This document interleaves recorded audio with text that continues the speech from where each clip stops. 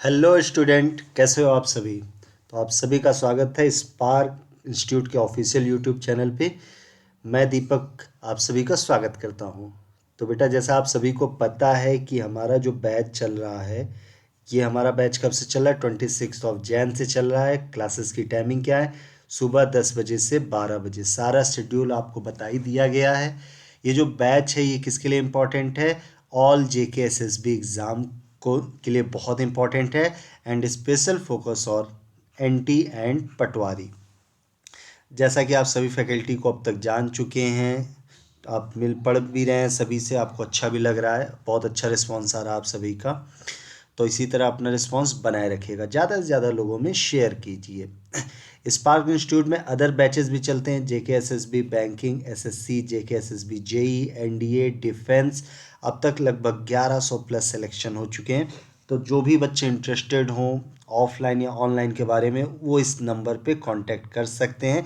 9041021984। 3 दिन का डेमो यहाँ फ्री होता है, ठीक है। यहाँ पे अगर हम लोग बात करें कि भाई जो बच्चे बैंकिंग वगैरह की प्रिपरेशन कर रहे हैं, आने वाले टाइम पे बहुत सारे एग्ज़ाम आने वाले हैं। तो जो लोग बैंकिंग के लिए, उनके लिए बिल्कुल ज़बरदस्त रेगुलर बैच स्टार्ट होते हैं। बैच कब स्टार्ट होते हैं? एवरी ट्यूसडे ऑफलाइन बैच का शेड्यूल है, जहाँ फ्रेश बैच स्टार्ट होते हैं। तो आप जाके नया बैच ज्वाइन कर सकते हो बिल्कुल शुरू से, और बेस्ट फैकल्टी से। जम्मू और कश्मीर के नंबर 1 इंस्टीट्यूट में आप पढ़ के अपनी प्रिपरेशन को और अच्छा कर सकते हो और जॉब पा सकते हो, ठीक है। इतनी रही हमारी बात। एड्रेस की बात कर ले तो एड्रेस कहाँ है हमारा? Opposite signs college, canal road, Jammu. और इस नंबर पे आप कांटेक्ट करके बात भी कर सकते हो। तो बेटा, लास्ट क्लास में हम लोग कहाँ पे थे? ठीक है, लास्ट क्लास में हम लोग थे परसेंटेज पढ़ रहे थे। अब परसेंटेज के कुछ टाइप बच गए, चलो उसी पे बात करते।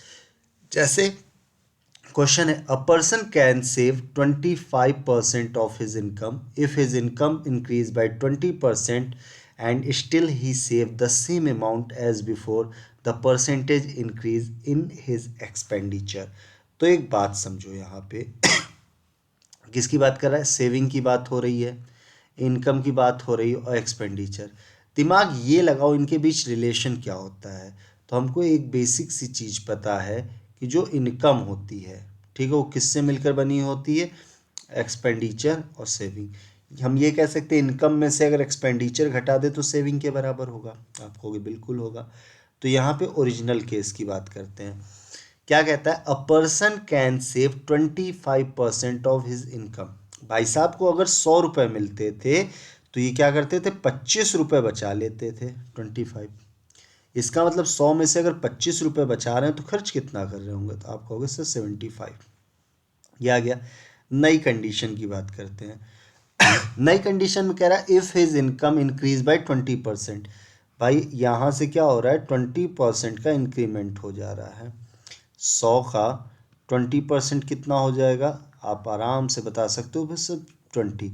इसका मतलब अब उसको कितने रुपए ज़्यादा मिलने लगे? पहले 100 रुपये तो मिल ही रहे थे, अब 20 रुपये और ज़्यादा मिलने लगे।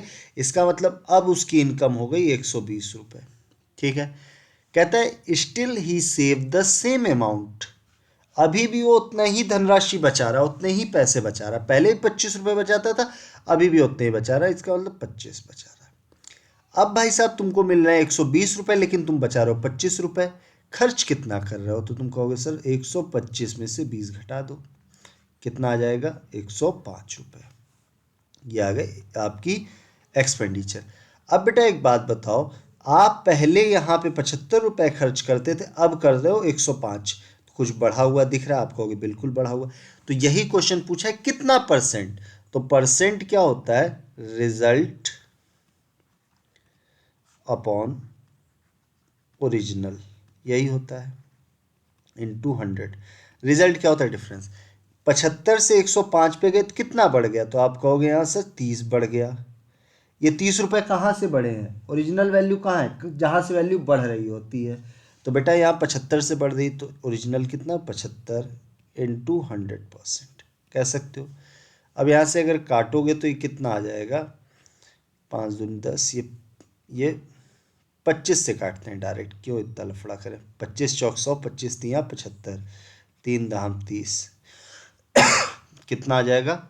ये 40% आ जाएगा। बात समझ में आई?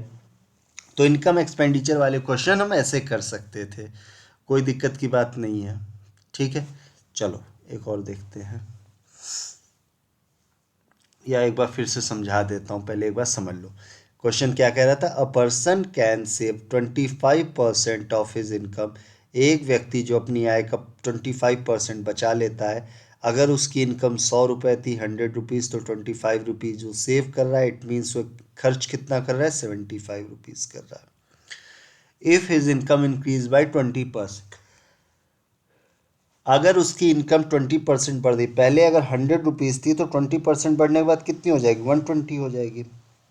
कह रहा अभी भी जो सेविंग है उतने ही रुपए की हो रही, पहले भी 25 रुपीज़ की थी, अभी भी 25 रुपीज़ की है।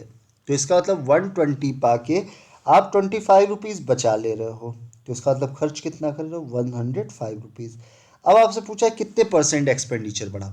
भाई पहले 75 रुपीज़ खर्च करते थे, अब 105 रुपये खर्च करो, कितना बढ़ा हुआ दिख रहा है? 30 रुपये बढ़ा हुआ दिख रहा है।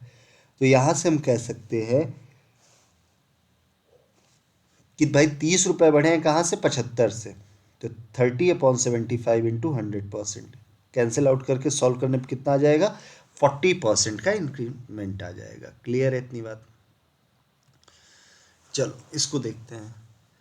क्वेश्चन कहता है Kamal save X% of her monthly income. जो भी मंथली इनकम उसका X% सेव करता है। When her monthly expenditure increase by 20% and the monthly income increase by 26%, then her monthly saving increase by 60%.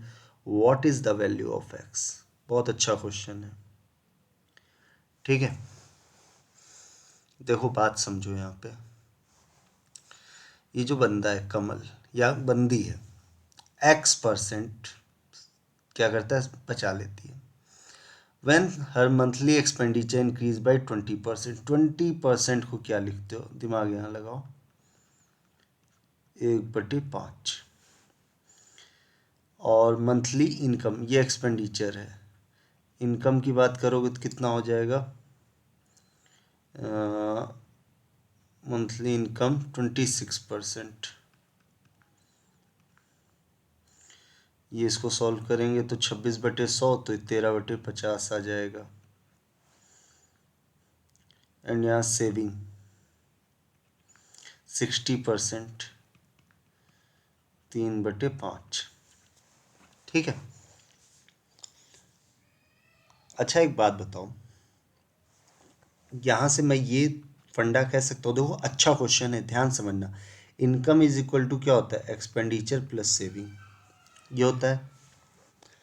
अगर मैं आपसे कहूँ कि इनकम 50 रुपये है, तो ये 50 किससे मिलकर बना होगा? एक्सपेंडिचर और सेविंग से मिलकर बना होगा, कह सकते हो। ठीक है, अगर यहाँ इसको सॉल्व किया जाए तो क्या ये बैलेंस बन सकता है?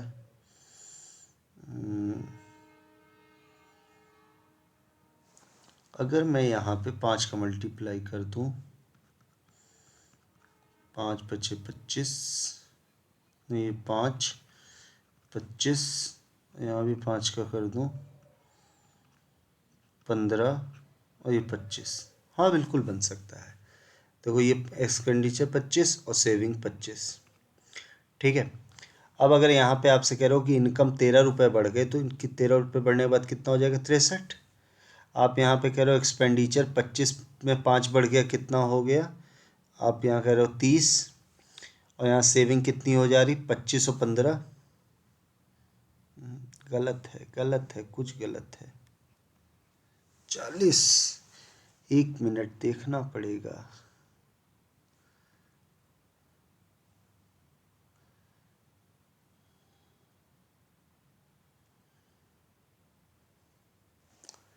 हम्म, 1 मिनट, क्वेश्चन कहीं गलत तो नहीं आ गया? When her monthly expenditure, Kamal save X% of monthly income। 1 minute रुकिए जरा आप लोग। थोड़ा सा, अगर x% सेव कर रही है तो x/100 होना चाहिए। तो इसका मतलब ये इनकम है और ये उसकी सेविंग है, ठीक है। तो उसका एक्सपेंडिचर, इनकम एक्सपेंडिचर सेविंग 100 रुपये, ये x है तो ये 100 माइनस x होगा, ठीक है। अगर मैं ये कहूँ कि उसकी जो इनकम है, when her monthly expenditure increase by 20%, ये हो जाएगा 100 माइनस x इंटू 6/5, और यहाँ से कितने के बराबर हो जाएगा, when monthly income increase bye 26%, तो ये 126, एंड देन इंक्रीज बाय 60%, ये हो जाएगा x इंटू 8/5, ठीक है।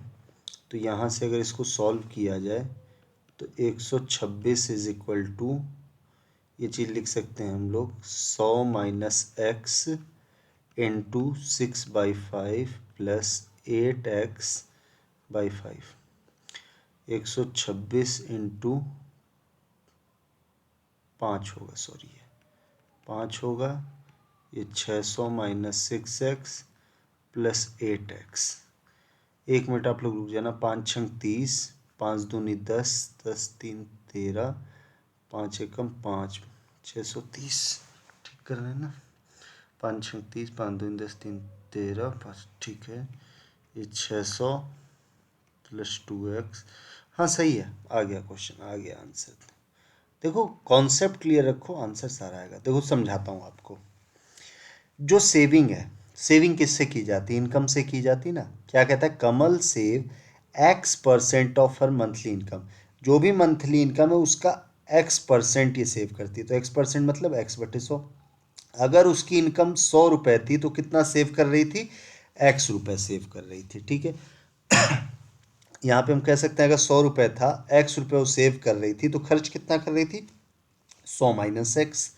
अब इसके बाद कहता है कि मंथली एक्सपेंडिचर इंक्रीज बाय 20%। तो बेटा एक बात बताओ, 20% को आप क्या लिखते हो, +1/5, बढ़ रहा है तो पहले 5 था, 1 रुपये बढ़ने के बाद 6/5 हो गया, जो भी ओरिजिनल वैल्यू थी उसका 6/5 हो गई। 26% इनकम बढ़ गई, 100 का 26% कितना होगा, 26 होगा, तो 26 पे बढ़ने के बाद 126 हो गया। और सेविंग जो होती है 60% बढ़ गई, 60% की फ्रैक्शनल वैल्यू कितनी होती है, +3/5। पहले 5 था, 3 बढ़ने के बाद 8 हो गया, x इंटू 8/5। अब हम ये कह सकते हैं कि इनकम इज इक्वल टू, भाई ये पता है हमें, income is equal to expenditure plus saving होता है। एक्सपेंडिचर प्लस सेविंग दोनों को जोड़ दो, एक इनकम के बराबर। यहाँ सॉल्व किया, x की वैल्यू पूछा था तो x की वैल्यू कितनी आ गई, 15% आ जाएगी। बात समझ में आई इतनी। क्वेश्चन अच्छा था, बस थोड़ा सा आपको घुमा रहा था और आप सब लोग घूम जाओगे, ठीक है। देखो रट्टा मत मारो, क्वेश्चन के कॉन्सेप्ट को समझो, जो बेसिक चीज़ है अगर वो क्लियर हो गई तो अपने आप सारी चीज़ें क्लियर हो जाएंगी, ठीक है। नेक्स्ट देखा जाए, क्या कहता है, due to a 20% reduction in the price of wheat per kg, Ram is able to buy 5 kg more for ₹800। What is the original quantity of wheat। अब एक बात समझना भाई, किसी चीज़ के पैसे अगर बढ़ेंगे तो तुम खर्च कम करोगे, ठीक है। भाई खीर बनती है घर में तो क्या होता है, बादाम ऐसे सजाने के लिए ऊपर से डाले जाते हैं। क्यों ऐसा है, क्योंकि बादाम महंगा है। बादाम अगर सस्ता हो जाए क्या होगा, बादाम की खीर खाएंगे, फिर दूध चावल की खीर नहीं होगी, बादाम की खीर। तो बादाम महंगा है तो इसलिए सजा रहे हैं। अगर सस्ता होता तो उसकी खपत ज़्यादा होती। तो हम ये कह सकते हैं अगर प्राइस बढ़ेगा तो कंजम्पशन घटेगा। अगर एक वैल्यू बढ़ रही तो उसकी इफेक्ट की दूसरी वैल्यू कम हो रही, तो इसको कहते हैं इन्वर्सली प्रोपोर्शनल। इन्वर्सली प्रोपोर्शनल कैसे लिखा जाएगा, अगर कोई चीज़ 5 है, प्राइस अगर 5 रुपये है, तो एक्सपेंडिचर कितना होगा, एक, सॉरी एक्सपेंडिचर नहीं, कंजम्पशन 1/5 होगा, ऐसे उल्टा लिखा जाता है। तो खुद सोचो, अगर कोई चीज़, यहाँ दो केस बने, ओरिजिनल और न्यू। अगर मैं प्राइस लिख लूँ 6 और 7, कंजम्पशन क्या होगा, प्राइस का उल्टा 1/6 और 7 का उल्टा 1/7। अब दुनिया में दो चीज़ें तुम्हारे मैथ में दुश्मन है, एक तो डेसिमल, दूसरा फ्रैक्शन। अब इसको फ्रैक्शन कैसे ख़त्म करोगे, जब दोनों तरफ सेम वैल्यू, तो यहाँ 7 का गुणा कर दें ऊपर नीचे और यहाँ 6 का कर देते हैं। बेटा देखो 6 सत्ते 42, 6 सत्ते 42, ख़त्म हो गया। ये 7 एकम 7। एक बात समझ में आई, ये 6 उठ के यहाँ आ गया और 7 उठ के यहाँ आ गया। तो एक बेसिक सा कॉन्सेप्ट समझ में आ रहा है, अगर मुझे प्राइस का रेशियो पता है तो कंजम्पशन का रेशियो में जस्ट क्या करूँगा, इस तरह से क्रॉस वैल्यू। अगर मुझे प्राइस ओरिजिनल एंड न्यू दे दे 8 और 9, तो कंजम्पशन में डायरेक्ट क्या लिख सकता हूँ, 9 और 8 लिख सकता हूँ। क्लियर। और ये याद रखिएगा, ये रेशियो में लिखा जा रहा है, ओरिजिनल नहीं है ये, ठीक है। चलो क्वेश्चन पे आते हैं। कहता है due to a 20% reduction in the price of wheat per kg, Ram is able to buy 5 kg more for ₹800। इसका मतलब क्या है, भाई राम पहले भी 800 रुपये लेके जाता था, अभी भी 800 रुपये लेके गया, पाया क्या, दाम 20% कम हो गए, 20% कम हो गए, उसकी वजह से वो 5 किलो ज़्यादा खरीद पा रहा है अब 800 रुपये में। ठीक है, व्हाट इज ओरिजिनल क्वांटिटी। तो देखो कैसे करोगे इसको, 20% का रिडक्शन है, कमी हो रही, इसका मतलब ओरिजिनल लिख लो और न्यू।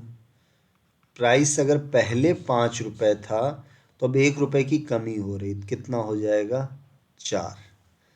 कंजम्पशन की बात करें तो जस्ट यहाँ 4, यहाँ 5। हम ये कह सकते हैं कि हमारे हिसाब से पहले वो 4 यूनिट खरीदता था, अब दाम कम होने की वजह से 5 खरीदा। हमारे हिसाब से कुछ कंजम्पशन बढ़ा है, खपत बढ़ रही है, आपको बिल्कुल बढ़ रही, 4 से 5 हो रही। हमारे हिसाब से कितनी बढ़ी, 1। क्वेश्चन के हिसाब से कितनी बढ़ी, 5। भाई क्वेश्चन में भी ये 5 kg मोर, मोर का मतलब क्या होता है, बढ़ा हुआ, पहले से और आखिरी में अंतर है 5 किलो का। हमारे हिसाब से कितना अंतर है, 1 यूनिट का, क्वेश्चन के हिसाब से 5 का। तो 1 यूनिट किसके बराबर, 5 kg के, कह सकते हो। आपसे क्या पूछा, ओरिजिनल क्वांटिटी बताइए, कि ओरिजिनल क्वांटिटी कितना खरीदते थे, 4 यूनिट खरीदते थे। अगर 1 यूनिट 5 किलो के बराबर है तो 4 यूनिट किसके बराबर होगा, 4 × 5, ये आंसर आ जाएगा 20 kg। बात समझ में आई इतनी, क्लियर है। चलो नेक्स्ट देखते हैं, ठीक है। एक बार आप लोग ट्राई करो इसको।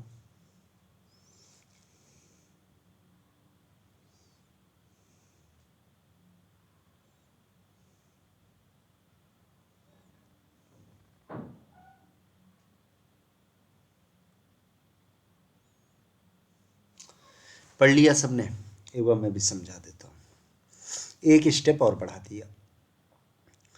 A reduction of 15% in the price of sugars enable Arun Rai to buy 6 kg more for ₹272, the reduced price of sugar per kg।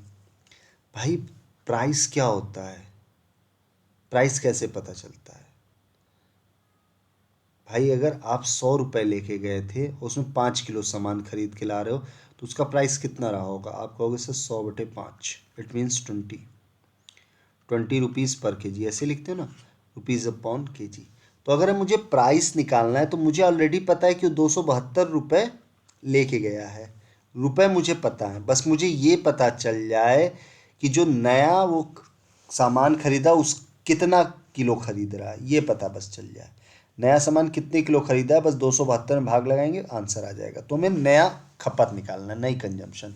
तो देखो 15% की भाई कमी हो रही है, मतलब -3/20, ओरिजिनल न्यू। प्राइस की बात करें, अगर पहले वो 20 यूनिट खरीदता था, सॉरी प्राइस था, तो 3 कम होने के बाद कितना हो गया, 17। कंजम्पशन क्या हो जाएगा यहाँ, 17 × 20। भाई हमारे हिसाब से पहले 17 यूनिट था, अब दाम कम होने की वजह से 20, तो हमारे हिसाब से कितना बढ़ गया, 3 यूनिट। क्वेश्चन के हिसाब से कितना बढ़ गया है, 6 kg। ठीक है, तो यहाँ से हम कह सकते हैं 3 यूनिट किसके बराबर, 6 kg के, 1 यूनिट किसके बराबर, 2 kg। तो अब आप ये बताइए, हमसे क्या पूछा, रिड्यूस प्राइस, तो रिड्यूस प्राइस में रिड्यूस वाला कंजम्पशन पता होना चाहिए, सॉरी बढ़ा हुआ कंजम्पशन पता होना चाहिए। तो अब न्यू कंजम्पशन कितना है, 20 यूनिट। एक यूनिट 2 kg के बराबर, तो 20 यूनिट किसके बराबर, 20 दूनी 40 kg। इसका मतलब अब वो 272 रुपीज़ में 40 kg सामान खरीद रहा है, समझो। तो अब प्राइस कितना रहा होगा, बाई 272/40।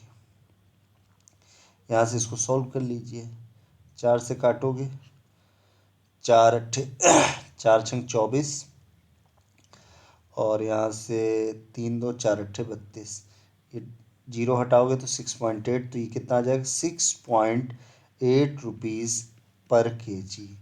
बात समझ में आई। अगर केवल कंजम्पशन पूछता कि उसका न्यू कंजम्पशन क्या है, तो हमारा आंसर होता 40 kg। लेकिन अगर प्राइस पूछ रहा है तो प्राइस कैसे निकालते हो, रुपी अपॉन आर्टिकल निकालते हो, मतलब कितने रुपए लेके गए हो आप और कितना सामान खरीद रहे हो। बात समझ में आई, ठीक है। नेक्स्ट देखते हैं।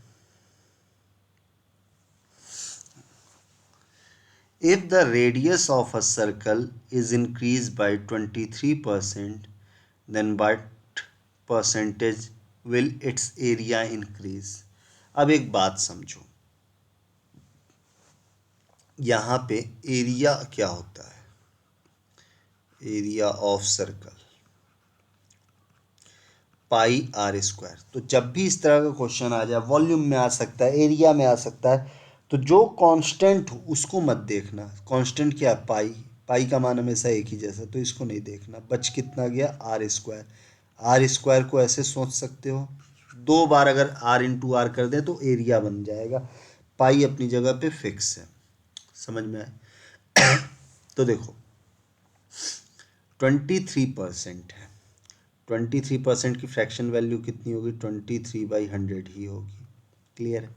तो देखो यहाँ से ओरिजिनल निकालते हैं, r×r=एरिया। अगर पहले ओरिजिनल 100 था, रेडियस 100 थी, तो एरिया कितना रहा होगा, इतना। अब न्यू रेडियस कितनी होगी, पहले 100 रेडियस थी, अब 23 बढ़ गई, तो कितनी हो गई, 123। यहाँ भी रेडियस 123। अब 123 का स्क्वायर निकालना होगा, तो बहुत लोग ये करेंगे। फिर एक जुगाड़ बताता हूँ आपको, 3×3=9, 3×2=6, 3×1=3, 2×3=6, 2×2=4, 2×1=2, 3×2=1,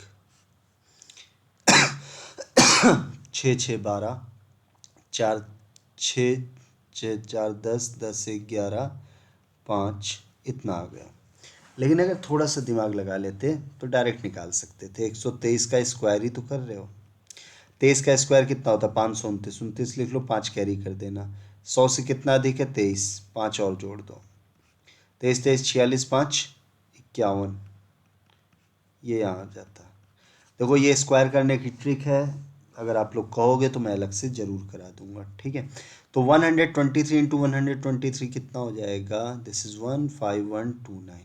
पहले जो एरिया 10,000 था वो 15,129 है। एरिया कितना बढ़ रहा है, आप कहोगे सर 5129 कहाँ से बढ़ रहा है, यहाँ से बढ़ रहा है। तो इंक्रीज अगर निकालोगे तो कितना आ जाएगा, ये 5129/10,000 इंटू 100%, ये कटा, और यहाँ से इसको हटाओगे तो ये यहाँ पे आ जाएगा 51.29%, ये आंसर आ जाएगा।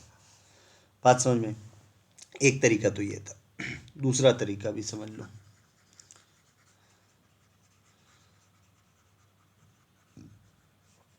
तो देखो एक चीज़ जो इस तरीके में है, उसमें ये है कि जो कांस्टेंट होता है ना उसको नहीं ध्यान देते। दूसरा तरीका ये था कि नेट परसेंटेज इंक्रीज होता है, आप x+y+xy/100। अगर दो चीज़ लगातार बढ़े, r×r है तो यहाँ ये लग सकता था। पहले कितना परसेंट बढ़ा, 23%, फिर कितना बढ़ा, 23, फिर 23 × 23/100। सॉल्व करेंगे, 23 23 46 हो गया। 23 का स्क्वायर 529 होता है, 100 में डिवाइड करोगे तो 5.29, भाई इसको सॉल्व कर लेते कितना आ जाता, तो सिंपल सा ही आंसर था। तो देखो एक क्वेश्चन करने के कितने तरीके हैं, डिपेंड आप पे करता है कि आपके लिए बेहतर क्या है। ठीक है, अब मैं ये नहीं कहूँगा कि हर जगह आप ये इस वाले को ही अप्लाई करो, कुछ जगह ये एप्लीकेबल अच्छा होगा, कुछ जगह ये एप्लीकेबल अच्छा होगा, ये आपको सोचना होगा, ये प्रैक्टिस बताती है। ठीक है, चलो एक और देखते हैं। क्या कहता है, if each side of rectangle is increase by 12% then what percentage will its area increase. भाई देखो फिर से एक छोटी बात मैंने बताई आपको, एरिया क्या होता है, एल इंटू बी। कह रहा है लेंथ भी बढ़ा दो 12, ब्रेथ भी बढ़ा दो 12, तो यहाँ पे नेट परसेंटेज वाला फॉर्मूला लगा सकते हो। क्या होगा, एक्स प्लस वाई बाई 100। इसको एल मानो, इसको बी मानो, इसको एल इंटू बी। लेंथ भी 12% बढ़ रहा है, ब्रेथ भी 12%, तो बढ़ रहा है तो 12 प्लस 12, 12 इंटू 12/100, 12 12 24, 12 का स्क्वायर 144, तो ये 1.44, तो ये कितना हो जाएगा 25.44। हमारा आंसर कितना बन गया, 25.44%, ये हो जाएगा। बात समझ में आ रही है, क्लियर है। तो देखो अगर कई बार वॉल्यूम वगैरह आ जाता है, कहता है कि रेडियस है 20% है, तो बताओ स्फेयर का वॉल्यूम में कितना परसेंट, तो स्फेयर का वॉल्यूम क्या होता है 4/3 पाई r क्यूब। तो बेटा यहाँ इस कांस्टेंट को मत, आर कितनी बार, 3 बार, तो बस लगा लेना इस तरह से। तो इस तरह से क्वेश्चन सॉल्व किए जा सकते हैं। ठीक है, नेक्स्ट देखें। देखो कहता है A student multiplied a number by 5/7 instead of 7/5. What is percentage error in the calculation? देखो पहले बेसिक से, फिर अगर वो सही करता तो x में 7/5 का गुणा करना चाहिए था, लेकिन उससे गलती से x में 5/7 का गुणा हो गया, तो रिजल्ट यहाँ कितना आना चाहिए था 7x/5, लेकिन रिजल्ट आ गया 5x/7। कह रहा है कितने प्रतिशत की त्रुटि आई है, तो बता दो यहाँ से कितनी आई, 7x/5 माइनस 5x/7/7x/5 इंटू 100। अच्छा एक बात बताओ, अगर इसको देख रहे हो तो सॉल्व तो कर ही लोगे, तुमको सबसे बुरा क्या लग रहा है, सबसे बुरा जो तुम्हें लग रहा होगा ना वो फ्रैक्शन देखने में, क्योंकि देखो जब इसको सॉल्व करोगे तुम ये करोगे 7×7 = 49x, 5×5 = 25x, 5×7 = 35 into 5/7x into 100%, यही करोगे। 49 में से 25 जाएगा, कितना बचेगा 24/35, 5 इंटू 7x इंटू 100, एक्स से एक्स चला जाएगा, 5×7 = 35 हो जाएगा, और ये 24/49 इंटू 100%, कुछ ऐसा। इसको सॉल्व करोगे तो आपको मिल जाएगा। कैलकुलेटिव लग रहा है। अगर मैं तुमसे कहूँ यहाँ प्रॉब्लम कौन कर रहा है, अगर x एक ऐसा नंबर होता, तुम सोचो x एक ऐसा नंबर होता जो यहाँ 5 से कट जाता, तो यहाँ जो आंसर होता वो फ्रैक्शन में नहीं आता। इसी तरह x यहाँ एक ऐसा नंबर होता है जो 7 से भी कट जाता, तो भी यहाँ, तो हमें एक x एक ऐसा नंबर सोचना होगा जो 5 से भी कटता हो, 7 से भी कटता हो। बात समझ में आ रही है, एक्स हमें एक ऐसा नंबर सोचना हो, क्योंकि परसेंटेज पे तो डिपेंड नहीं करेगा, तुम कुछ भी करो। तो भाई हमें ये सोचना होगा कि एक ऐसा नंबर जो 5 से भी कटता हो, 7 से। यहाँ डिनोमिनेटर में जो भी दिया हो ना, तो ऐसा नंबर सोचो जो दोनों से कटता हो, तो अगर ना समझ में आए दोनों का मल्टीप्लाई कर लो, 5×7 = 35 होता है। हम मान लेते हैं वो संख्या 35 थी जिसमें गुणा करने के लिए कहा गया, आपने क्या किया, नहीं किया, 7×7 = 49, गलती से 35 में 5/7 का गुणा कर दिया, 25। भाई रिजल्ट आना चाहिए था 49, आया है 25, कितनी कमी हुई, 49 में से 25 गया 24, कहाँ से 49 से, ये आ गया, देखो सुंदर सा रिजल्ट। तो कभी भी इस तरह एक ही नंबर में दो फ्रैक्शन का मल्टीप्लाई हो रहा हो, नंबर मानना हो तो ऐसा नंबर मानना जो दोनों के डिनोमिनेटर से कट जाता हो। इस चीज को ध्यान देना होगा हमें। ठीक है, बात समझ में आ रही है? नहीं तो आप ये एक्स वाई जेड मानोगे, आपका ही टाइम वेस्ट होगा। चलो एक और क्वेश्चन करते हैं। क्या कहता है, देखो बड़ा सा क्वेश्चन आ गया। A number was divided by 8 instead of being multiplied by 8. As a result of this, there was an error in the answer. What is the percentage difference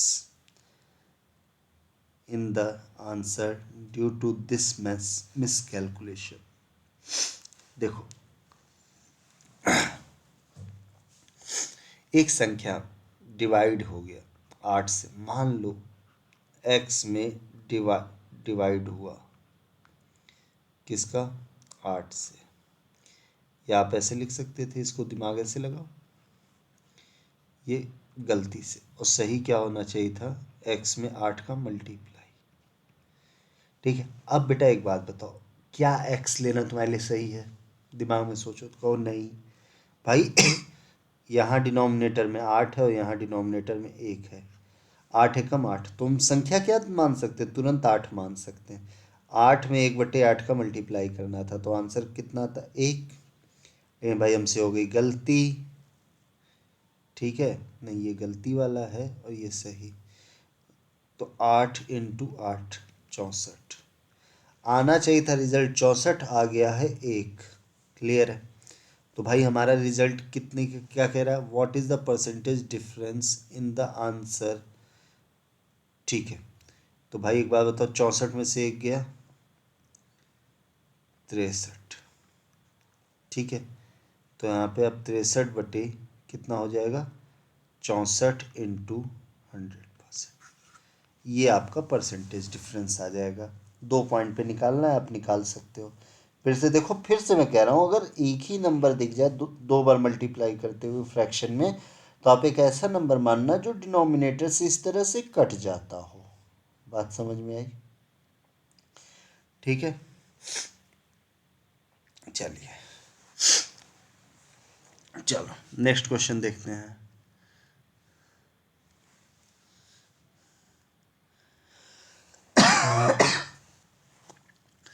The present value of an old car is 5,40,000. Its value depreciate at 25% per annum.